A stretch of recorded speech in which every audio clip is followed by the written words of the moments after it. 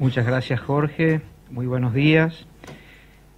El tema que nos va a convocar en estos próximos 10 minutos es cuándo indico un stent sin medicación en la era de los stent farmacológicos, y quisiera, a manera de introducción, presentarles cómo ha evolucionado la angioplastia coronaria a lo largo del tiempo. Observen ustedes que desde 1977, cuando fue introducida la angioplastia con balón, el éxito de la angioplastia era alrededor del 60 al 70%, y que luego con la introducción del stent convencional primero y farmacológico después, y con el mejoramiento de la técnica y la experiencia de los operadores, incluso en lesiones tan complejas como el tratamiento de las oclusiones totales crónicas y las lesiones del tronco coronario izquierdo, hoy en día tenemos una tasa de éxito superior al 95%.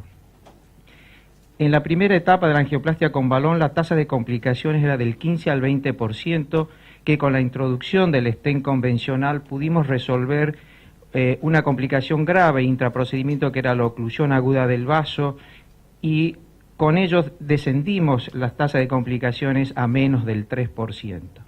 Sin lugar a duda, el talón de Aquiles de la angioplastia en los primeros tiempos era la reestenosis. Observen ustedes que la tasa de reestenosis en la primera etapa era de alrededor del 40%, que luego con la introducción del stent convencional logramos reducir en un 50% a una tasa de reestenosis de cerca del 20%, y finalmente con la incorporación de los stents farmacológicos, hoy podemos decir que tenemos una tasa de reestenosis de un dígito, menos del 10%. Todo ello ha hecho que las indicaciones de la revascularización percutánea coronaria haya crecido y sea el principal método de revascularización en el mundo hoy en día. En el año 2001 nos preguntábamos a quién debíamos implantar un stent farmacológico, y los primeros estudios que salieron publicados en esa época nos demostraron claramente la eficacia, la eficiencia de los stents farmacológicos en reducir la tasa de reestenosis.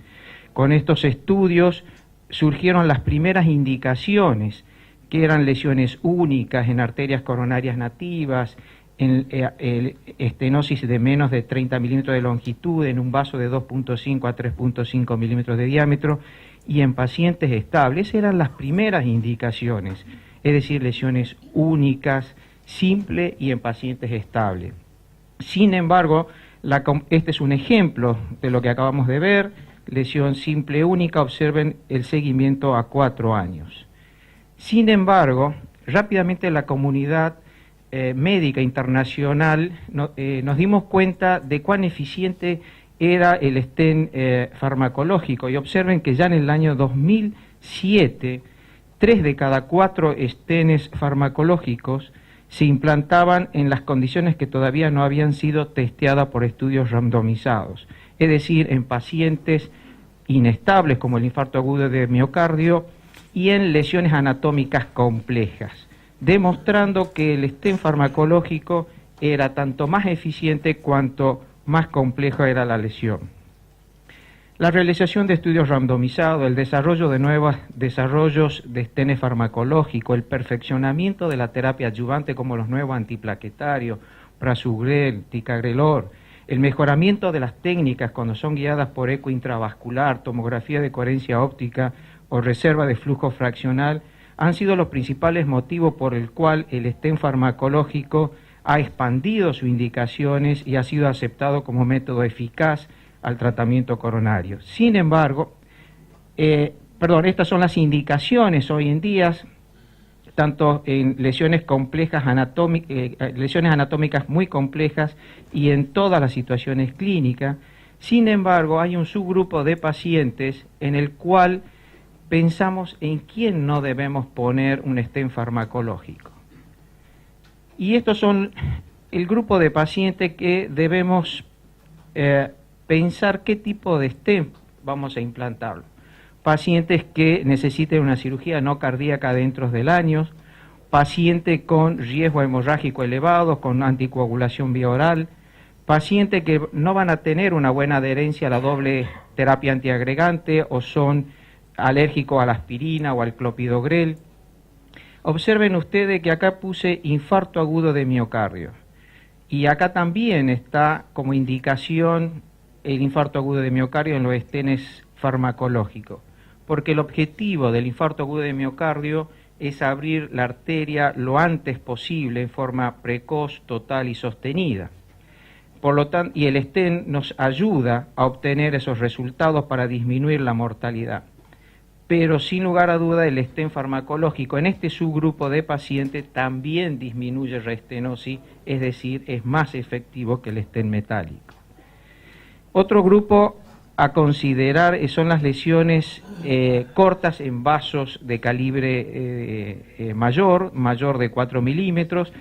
Es un grupo de pacientes que se puede considerar la implantación de un stent metálico. Vamos a analizar el primer grupo, cirugía no cardíaca planeada dentro del próximo año.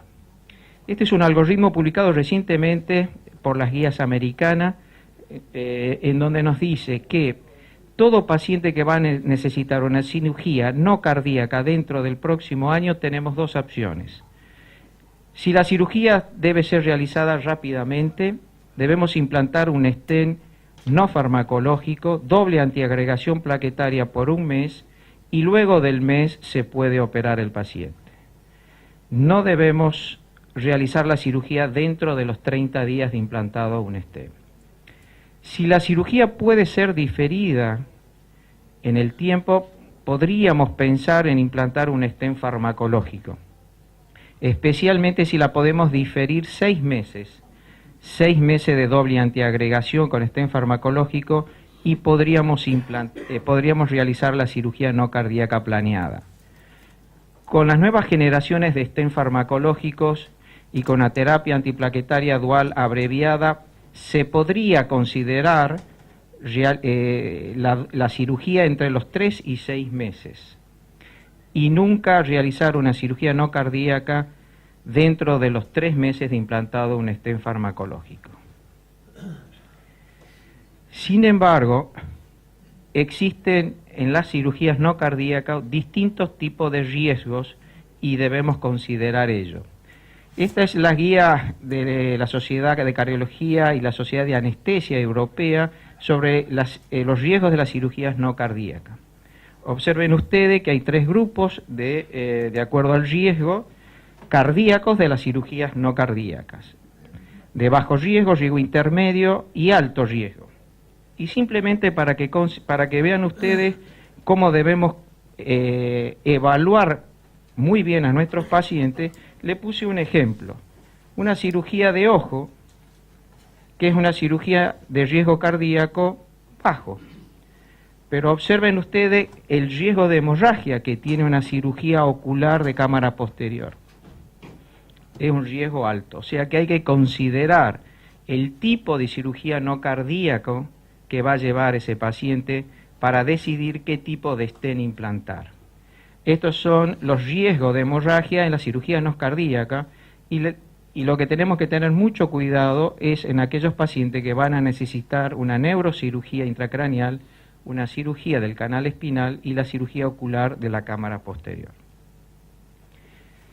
El segundo grupo al cual uno piensa no implantar un stent farmacológico es aquellos pacientes que tienen un incrementado riesgo de sangrado y especialmente los pacientes con anticoagulación oral.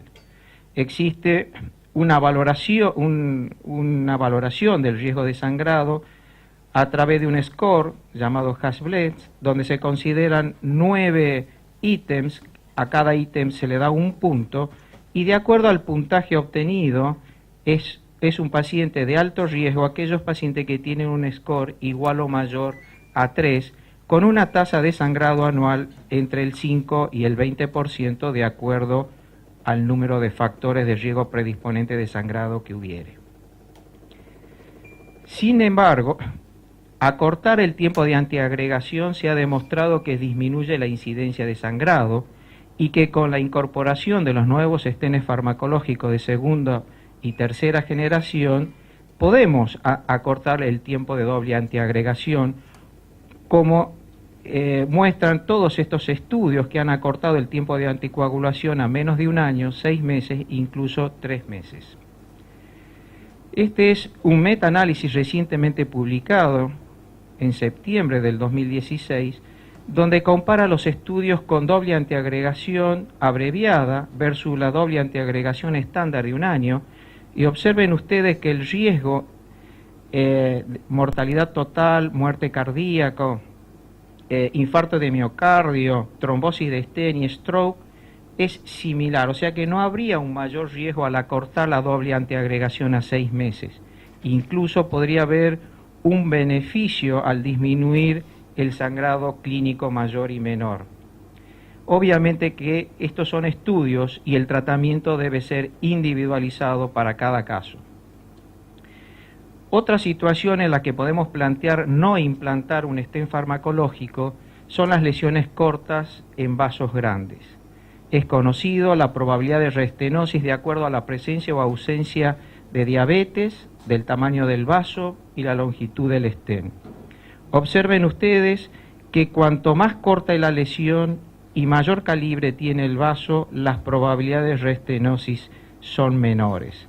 Por lo tanto, un nicho tal vez para el stent no farmacológico es en aquellas lesiones cortas en vasos mayores o iguales a 4 milímetros.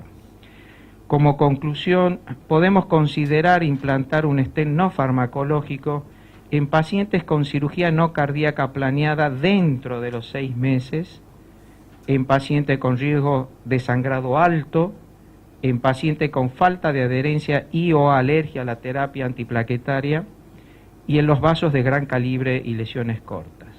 Muchas gracias.